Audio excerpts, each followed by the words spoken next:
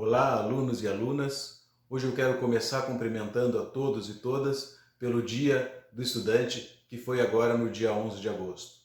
Aproveitem bem essa oportunidade que vocês têm de estudarem e se prepararem para um futuro melhor, tanto o futuro de cada um como o futuro de toda a sociedade. Hoje o nosso assunto vai ser os seres vivos pluricelulares, que são os vegetais e os animais.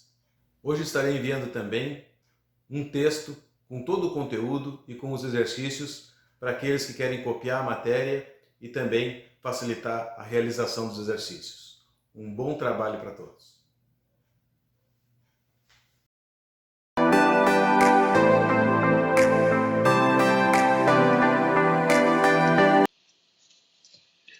Hoje falaremos sobre seres pluricelulares, que são os seres do reino vegetal e do reino animal.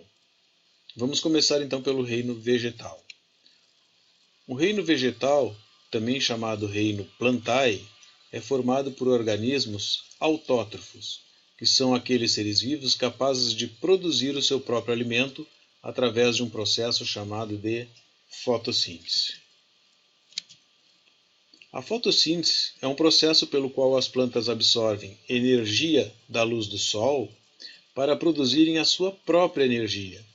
Isto ocorre através da ação de um pigmento que existe na folha das plantas chamado de clorofila, que é o pigmento que dá cor verde às plantas. A clorofila está em estruturas que ficam dentro das células do vegetal, que são chamados de cloroplastos. Desta forma, as plantas formam a base da cadeia alimentar, ou seja, elas são produtoras de matéria orgânica, produtoras de nutrientes, que vão servir de alimento para os seres heterótrofos, aqueles seres que não produzem alimento. Desta forma, as plantas são responsáveis pela nutrição de todos os outros seres vivos que são chamados de consumidores.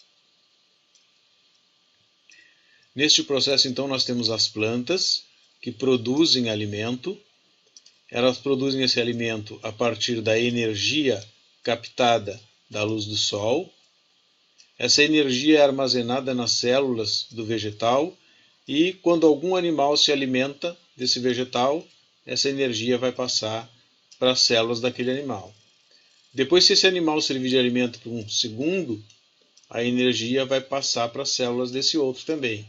E assim sucessivamente, à medida que os seres vivos vão se alimentando uns dos outros. Então, este é o fluxo de energia que acontece quando os seres vivos se alimentam a partir do produtor. Isso então indica que sem a existência dos seres autótrofos, que são os vegetais, a vida na Terra seria impossível, porque toda a energia alimentar produzida, ela vem de um ser autótrofo. Classificação do reino vegetal. O reino vegetal é formado por dois tipos de plantas. As plantas vasculares, que são aquelas que possuem vasos condutores de seiva. Neste grupo nós vamos ter então três tipos de plantas: as pteridófitas, as gimnospermas e angiospermas. E aquelas plantas avasculares, ou seja, plantas que não têm vasos condutores de seiva, que são as briófitas e as talófitas. As talófitas são plantas muito simples. Elas não apresentam nenhuma estrutura característica das plantas que a gente conhece, ou seja, elas não têm raiz, nem caule, nem folha, nem flores, muito menos frutos e sementes. O corpo delas é formado por apenas um talo, daí vem o nome. Esse talo pode ter uma forma de filamento, uma forma de lâmina ou forma de raminhos. As talófitas foram os primeiros vegetais que surgiram no planeta. Elas surgiram no fundo do mar. São conhecidas como algas pluricelulares, ou seja, as algas que têm muitas células.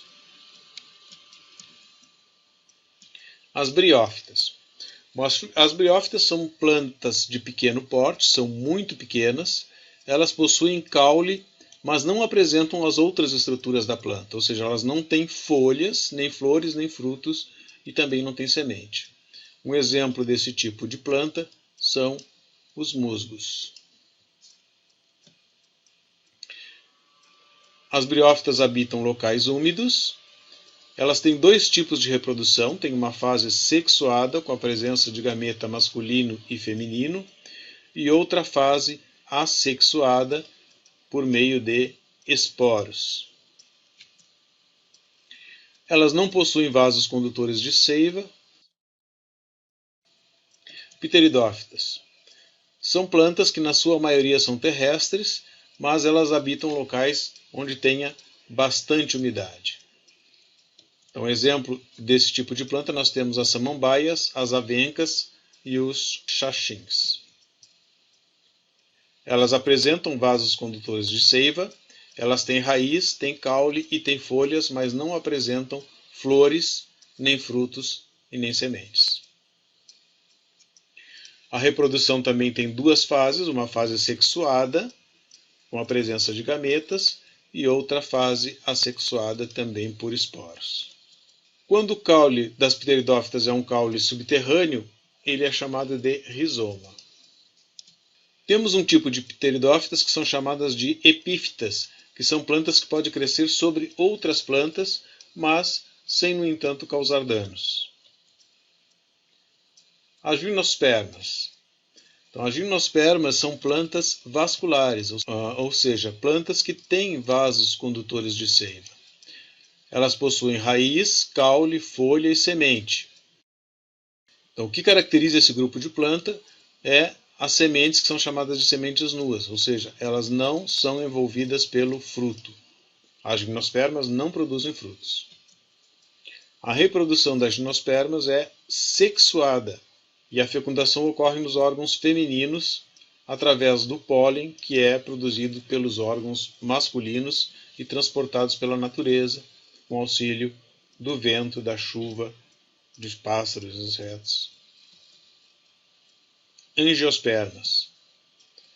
Essas são as plantas completas, então elas vão ter todas as estruturas, a raiz, o caule, a folha, a flor e o fruto com a semente no seu interior.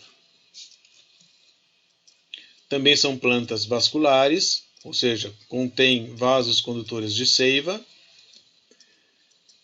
Elas habitam os mais diferentes ambientes, porque é um grupo muito variado, né? E podem ter plantas muito pequenas até as grandes árvores, né? Árvores de grande porte. É o maior grupo do reino vegetal. E a reprodução é sexuada e a fecundação ocorre com a presença do pólen, que é o gameta masculino. Essa fecundação ocorre na flor, ou seja, a flor é o órgão reprodutor das angiospermas. E agora vamos falar sobre o reino animal. Então, o reino animal é formado por seres pluricelulares. Todos os animais, então, são seres que têm várias células.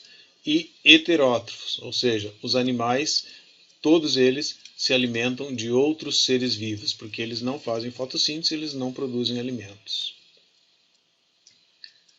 Eles podem ser vertebrados, aqueles que possuem ossos formando uma coluna vertebral e o esqueleto.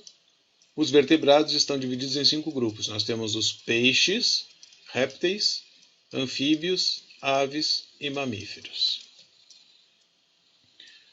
Já os invertebrados, que são aqueles que não possuem ossos, por isso apresentam o corpo mole, sendo que alguns podem apresentar uma estrutura rígida externa que a gente chama de esqueleto externo.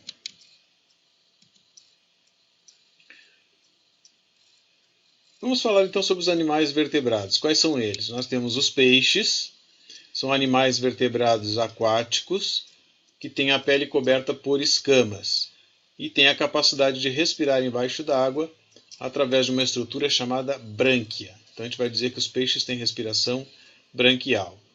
Então nós temos exemplos aqui: o tubarão, a sardinha, peixe palhaço e o cavalo marinho.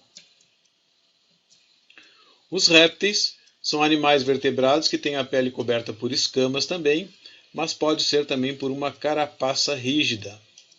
A maioria dos répteis são terrestres e nascem de ovos.